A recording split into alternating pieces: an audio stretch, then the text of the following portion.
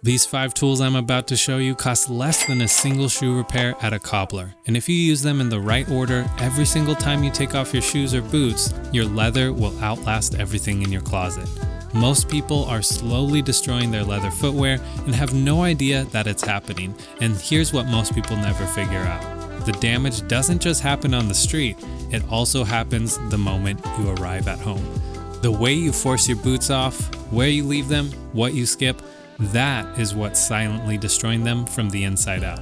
My name is Evan, and it's my goal to share the skills and tools needed to love your leather. Today, I'm breaking down the exact 5-step aftercare system that I use, and the last one is something most people have never even heard of. Stick around to the very end because I'll show you how to go from this to this, so let's get to it. Today, I'll be showing exactly how I'll be treating these beautiful Chelsea boots from today's collaborative partner, Grant Stone. Wyatt, thanks for sending all this over. Definitely check them out. Links in the description below. With that said, we're going to be starting from the very beginning, the moment you put your boots on. The first thing that most people do wrong happens before they even put their boot down. Watch what the forced insertion does to the back of the boot. That crushed heel counter, that stiff structural piece that holds the shape of your boot, every time you force your foot in without a horn, you're collapsing it, and once that collapses, it never fully recovers. The fibers begin to break down, and that contributes to premature aging, which just makes your boots look old and worn, not gracefully aged. There's not much to say when it comes to the instructions. It's pretty straightforward. All you got to do is insert the shoe horn on the heel, slide your foot in, and then pull it up to remove the horn.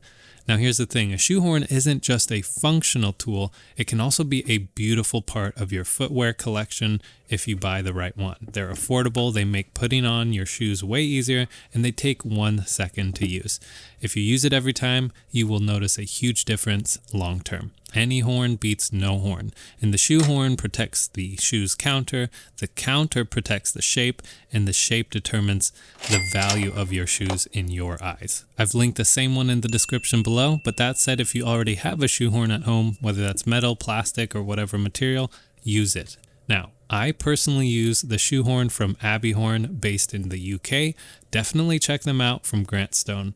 Natural horn, it's well made, each one is unique, and it does exactly what it needs to do. But protecting the shape on the way into your boot is only half the story. What you do the moment your boots come off is just as critical. You have an opportunity every time you take your boots off. The reality is that leather is organic. It absorbs everything, including nearly every drop of perspiration from your foot. If you leave your boots sitting empty and damp, that moisture degrades the leather from the inside out, and that boot starts to sag and crease in all the wrong places. And that's where a cedar shoe tree comes in. Insert them immediately after every wear, not the next day and not after they dry. Once you take them off, put those cedar shoe trees in right away. Cedar does 2 things at once. It absorbs the moisture and the odor-causing bacteria, and it holds the boot in its anatomical shape so the leather dries correctly. No deep vamp creases like you see here. No premature cracking at the toe box. This is why it's so important. These are Grant Stone's cedar shoe trees, and they're built specifically to fit their Grant Stone boot lasts, which means a proper anatomical fit if you're wearing their boots. Now, if you have a different brand or you don't have cedar shoe trees but you have shoe trees, those will work just fine. For me, cedar is cedar. The key is that you're using them and that you're using them right away after you wear your boots. Cedar is the most impactful tool in your leather care arsenal. If you own one good pair of boots and nothing else from this video, get the cedar shoe trees. I've linked everything in the description below. Alright, now that your boots are shaped and drying correctly, the next step takes 10 seconds and most people skip it entirely. Dust and ambient grime, the stuff that settles on your boots just from existing in the world, acts as a microscopic desiccant. What that means is it's actively pulling moisture out of your leather and then dulling it. But using a horsehair brush after every wear removes that layer before it can ever do damage. Today, I'm using Grantstone's Varnished Beechwood 6-inch horsehair brush, and it's got dense bristles, it's got a great build quality, it's lightweight, and it's honestly one of the main brushes I've been reaching for lately. I never recommend synthetic ones because I try not to support plastic, and horsehair bristles are porous, which is actually really good for shining. It's important to brush with the grain of the leather, but you don't have to overthink it. You won't ruin your leather with a gentle brush down. You will see the luster come back almost immediately. Keep it simple, use light to medium pressure, don't push hard. It's all about friction, not force. And honestly, if you have a horsehair brush already sitting in a drawer somewhere, go grab it. It doesn't have to be fancy. What matters is that it's a horsehair brush that you're actually using. And this is really the foundational habit that makes every other step work here. You can't condition over grime, and you can't restore what you can't access. So the daily sweep is really what keeps the surface clean and receptive to conditioner. 10 seconds every time, that's it. Now at the beginning, I promised to share with you a new care tip, one that nearly nobody uses anymore. Forget products. This step doesn't come from a bottle or a brush, it comes from a bone. Over time, daily wear creates micro dents and small creases. Not necessarily deep cracks, but tiny compressions in the leather fibers that start to accumulate. Most people reach for another coat of conditioner, but the real fix here is mechanical and material, and that distinction matters. A deer bone tool has been used by cobblers and soldiers for centuries, and the reason it works isn't just pressure.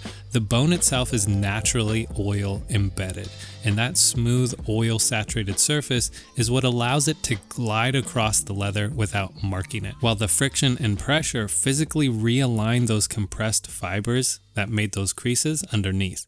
You are restoring what was already there, and the bone's own natural oils help condition the surface microlayer as it moves. But here's the step that most people skip if they even use this. You need to prep the leather first. Before you ever pick up the bone, just apply a thin layer of conditioner or cream, something non-tacky that keeps the surface slick as you move your bone up and down the leather. All you have to do with your shoe tree in place for resistance is work in firm, deliberate strokes over the toe box and any flex crease areas. The shoe tree underneath is critical because it gives you that firm surface you need to apply real pressure without deforming the boot. And ensure you only use the smooth side of the bone so you don't scratch your leather. And here's something I really love about this step. You don't have to think. You can put on a show, sit on the couch. For me, it's really cathartic and relaxing, but I don't know, maybe I'm weird. What do you think? Let me know in the comments below.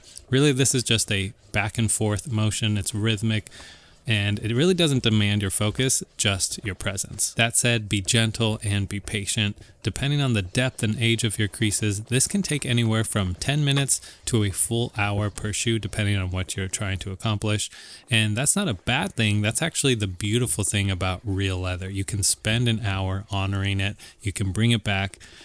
Try doing that with PU or bonded leather. It's already peeling before you even reach for the bone. So don't think of this as a chore, think of it as an opportunity, one that keeps money in your pocket and your favorite pair of boots aging gracefully, getting better with every year that you own them.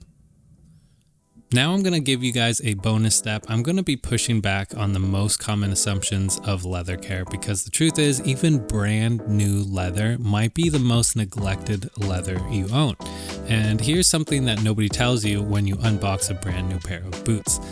The leather, it may not have been properly hydrated in 6 months to a year, and between that time that it left the tannery, moved through the supply chain, sat in a warehouse, traveled to a retailer, and finally made it to your doorstep, those fibers may have been sitting without nourishment, and I call it the supply chain drought. It's invisible.